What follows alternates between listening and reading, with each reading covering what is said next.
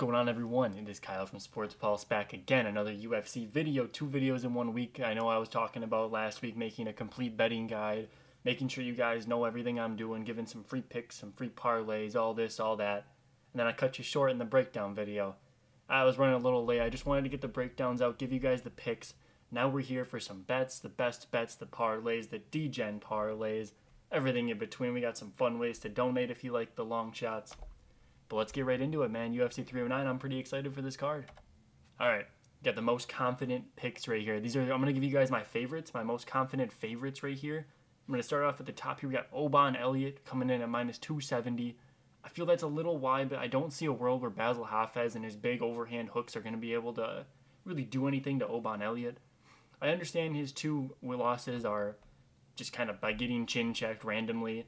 I know Michael Figlock caught him. I love that clip, man. I love my guy Figlock. Hopefully he gets a bounce back in his win. He was just robbed against Austin Hubbard. But I digress.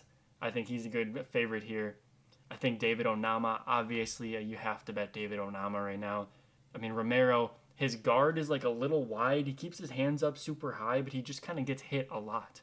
In his fights, he's been tagged before by these regional guys who don't have the power Onama does. I think Onama gets him out of there early. And then going down a little bit, Damon Jackson. In the VIP, I'll give you guys a free bet right here. We have the Damon Jackson money line. We caught him around the minus 140 mark, I believe. Now, I think he's going to win this fight just by putting the pressure on Jim Miller. Jim Miller coming off that life-altering damage against Bobby Green. Like, at the age he's at, you don't come back from damage like that the same. I think Damon Jackson can just kind of grind him out. He's only got good losses. I don't think Damon Jackson's losing to bums. I think Jim Miller's a little over the hill. And give me Damon Jackson by decision. Then obviously going down, we got Mauricio Rufy. There's not much to say. Lon Top sucks. Rufy's pretty good.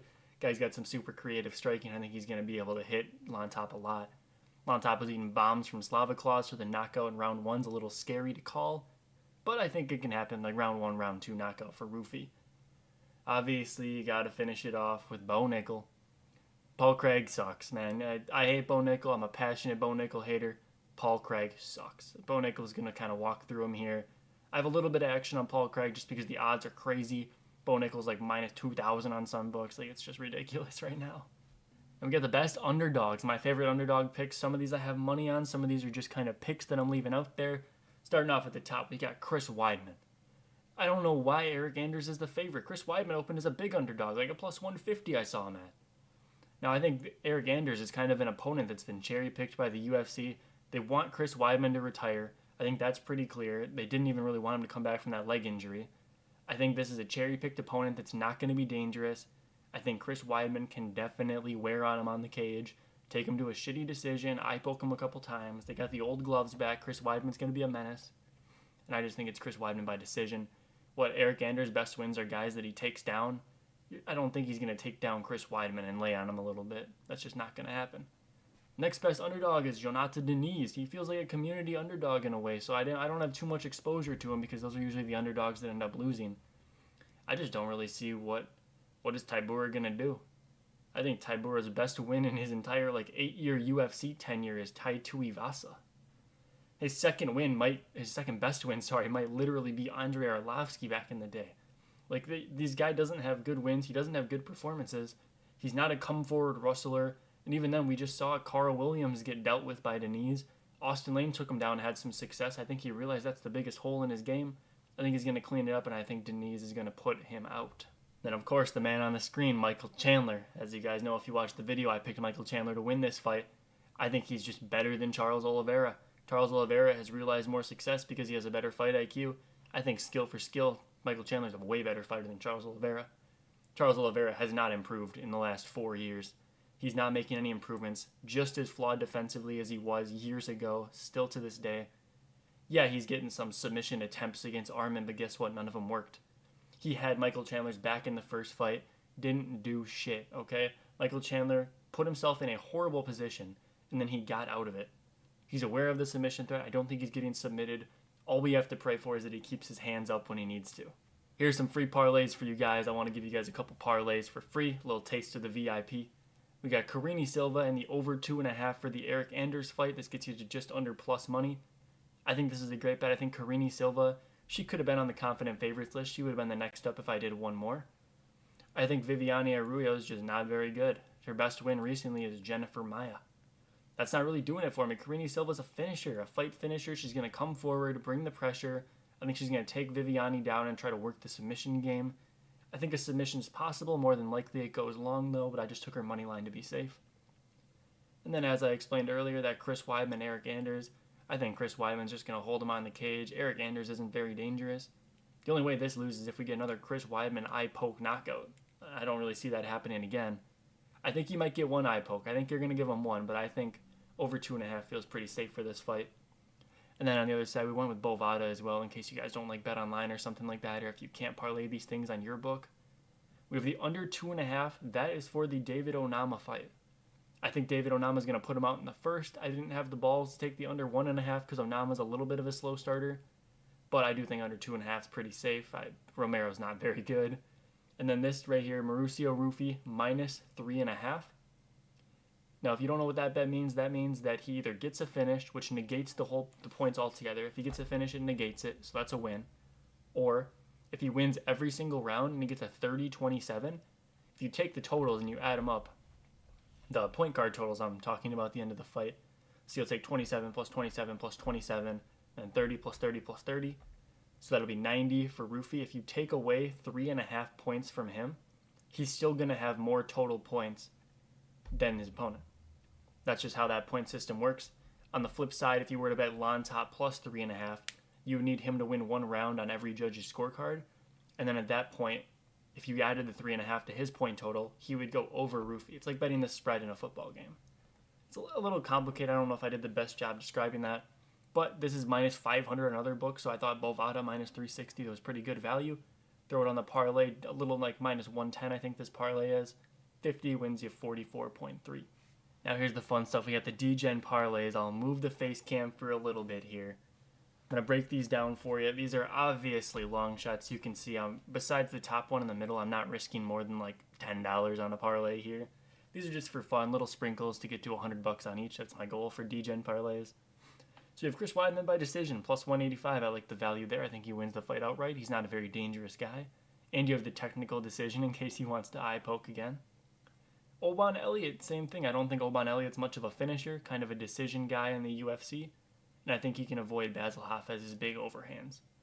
And then Michael Chandler, right down the middle. Whether he wants to take Charles down, hold him down, stay safe from the subs, and get some damage from top control, or if he wants to piece him up on the feet, I think Michael Chandler's live to win this fight.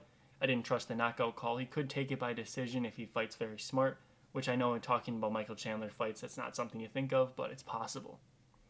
That one's $645 to win $100.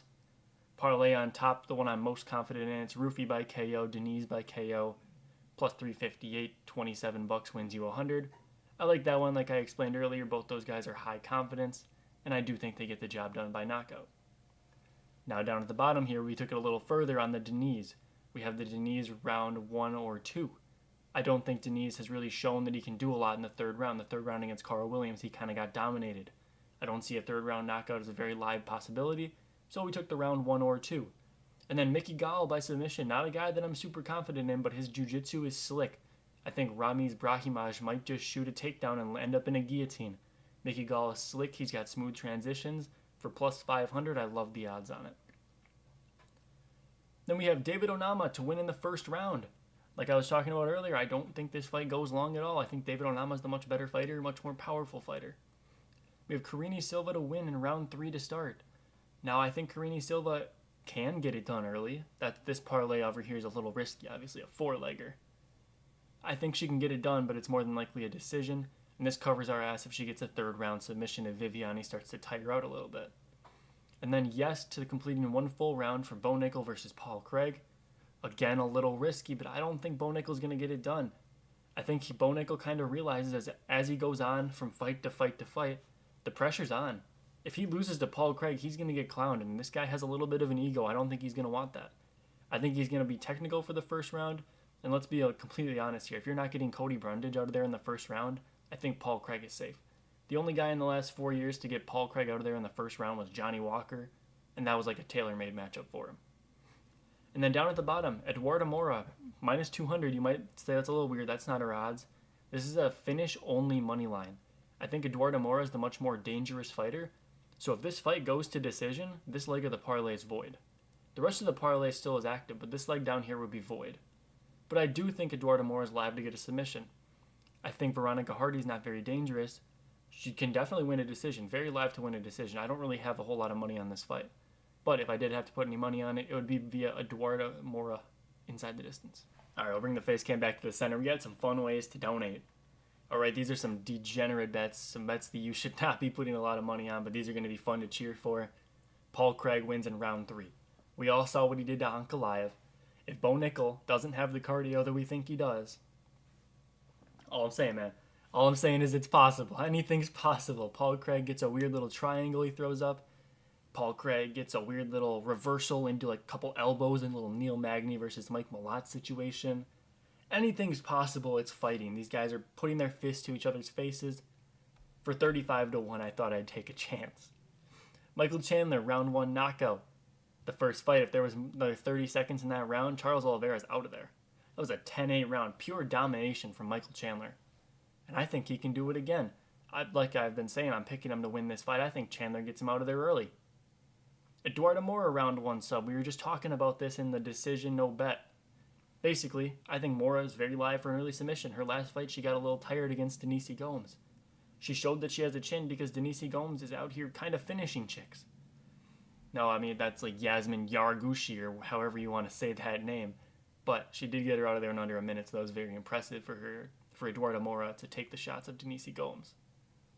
Over here we have a fun one, point deduction in the main event. You have John Jones with the old gloves. Are you kidding me? He's getting an eye poke. It's easy. Or if this shit's rigged, you never know, man. Stipe kicks him in the nuts once they take a point from Stipe. They're going to protect John Jones. It is what it is. Like I've been saying all week, though, I think Stipe is incredibly live for this fight. Jonathan Martinez, knockout, plus 515. Now, obviously, if there's going to be a finish in this fight, it's more than likely going to be Marcus McGee. But that line was like plus 250. Give me the Jonathan Martinez at plus 515. I think we've seen him leg kick 2 guys. Marcus McGee struggles with the leg kicks. If he can't address that, if he hasn't been training in camp for that, the leg kicks are trouble for anyone. There's only a few guys in the UFC that can just tough out leg kicks, all right? You aren't taking many of those. And then down at the bottom, we have John Jones by split decision. I broke down to you guys why I think this fight's going long, why it's going to the cards. And I think John Jones, you never know, man. If Stipe wins the fight, they might pull some shit and just give him a split decision. You never know what can happen. That Thiago Santos fight, Dominic Reyes fight, super close, competitive fights. This fight could be much of the same, and I think it can go to split decision. For that price, I'm taking a shot. Now, if you enjoyed the video, guys, this one's just more of a little fun video, giving you guys a couple realistic plays and then a couple long shots, degenerate parlays. Make sure you join the VIP, guys. If you want to get my actual bets, see where my actual money's going, my full units, all right? If you want to see where that shit's going, $15 a month, 50 cents a day, you cannot beat the value. It's not just MMA. We're also doing hockey, basketball, football, everything like that. This week right here, in the last week and a half, I've been sending out some hockey plays. We're up 7 units on hockey. 7 units, man. My units are $50. That's like $350 something dollars. It's unreal, man. I'm making like a part-time worker's salary off hockey picks. I'm having a blast doing it. I love hockey. I love UFC. So come get a piece of that action. Do you want to join the annual $100 a year? You save a bit on top. And then the free plan, obviously, you'll get our free plays, our free parlays posted there. And on Winnable right here, which is where the sign up is in the top of the description. The free plan, you get them texted right to you. Same with everything. You get texts or emails, whichever you prefer. But you can be notified right to your phone via iMessage if you want to get in on the free plays. But I hope you guys enjoyed. Let's cash some of these degenerate bets. I hope some of these parlays come through for us. And we'll catch you guys in the next one, man. Peace out.